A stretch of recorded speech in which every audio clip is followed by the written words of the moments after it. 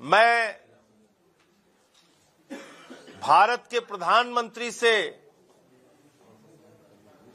ये अपील करता हूं कि ऐसे समय में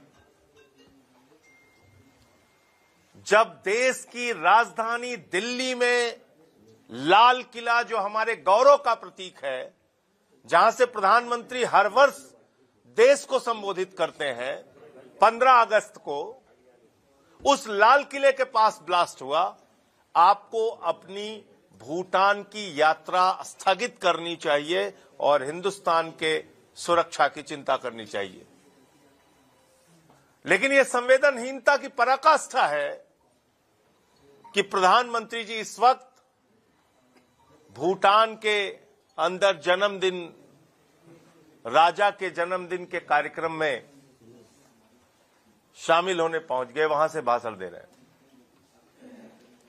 मैं याद दिलाना चाहता हूं प्रधानमंत्री जी को, प्रधानमंत्री जी आपने कहा था देश के ऊपर कोई भी आतंकी हमला, 9 मई 2025 का आपका बयान है, देश के ऊपर कोई आतंकी हमला युद्ध माना जाएगा। यह आपका बयान है, मेरा बयान नहीं है। आपने देश के सदन में कहा था पाकिस्तान का डीजीएमओ आपसे गिड़गिड़ाया, तब मैंने आपसे कहा था प्रधानमंत्री जी हमारी बहनें भी तो गिड़गिड़ा रही थी पहलगाम में, उनकी बात नहीं सुनी गई। आतंकियों ने उनके माथे का सिंदूर उजाड़ दिया, वो भी गिड़गिड़ाई थी, रोई थी, लेकिन आपने पाकिस्तान के ऊपर भरोसा किया, आपने ट्रंप के ऊपर भरोसा किया, आपने सीज फायर करके भारत की सेना जो पाकिस्तान को नेस्तनाबूद कर सकती थी उसको रोकने का काम किया। और आज जो आतंकी हमला हुआ है लाल किले के पास, उसमें किसका नाम आ रहा है? जैसे मोहम्मद। जो उमर नाम के आतंकी जिसका नाम आ रहा है, उसके तार जैसे मोहम्मद से जुड़े हैं, पाकिस्तानी आतंकी संगठन से। ऐसी खबरें मीडिया में चल रही हैं। अब आप क्या करेंगे? ट्रंप के सामने जाके बच्चों की तरह शिकायत करेंगे, अंकल अंकल देखो हमारे ऊपर फिर से हमला हो गया, या पाकिस्तान को मुंहतोड़ जवाब देंगे? देश आपसे जानना चाहता है। और इस देश को पार्ट टाइम प्रधानमंत्री की जरूरत नहीं है, इस देश को पार्ट टाइम गृह मंत्री की भी जरूरत नहीं है। आप आधे से ज्यादा समय तो देश के बाहर घूमते रहते हैं, तो देश की चिंता आप कब करेंगे?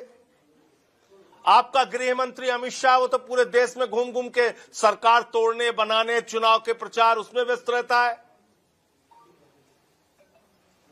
तो देश की सुरक्षा की चिंता कैसे करेगा? वो बिहार के चुनाव में व्यस्त थे। फरीदाबाद में सैकड़ों किलो विस्फोटक पाई जाती है कल ही,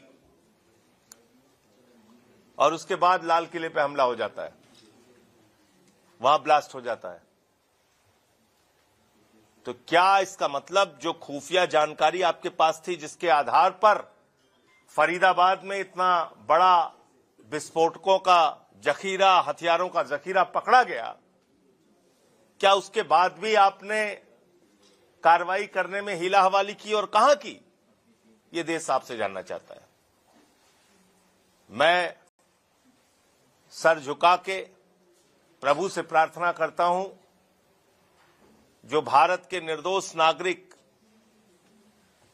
इस आतंकी घटना में मारे गए हैं, उनकी पुण्य आत्मा को ईश्वर शांति प्रदान करे, और जो लोग घायल हैं उनका शीघ्र इलाज हो, अच्छे से इलाज हो और वो ठीक हो सके। मैं सरकार से चाहता हूं कि वो इसमें सख्त से सख्त कार्रवाई करें, और जो लोग इसमें शामिल हैं उनको ऐसी सजा मिले जिससे पीढ़ियां उस बात को याद रखें।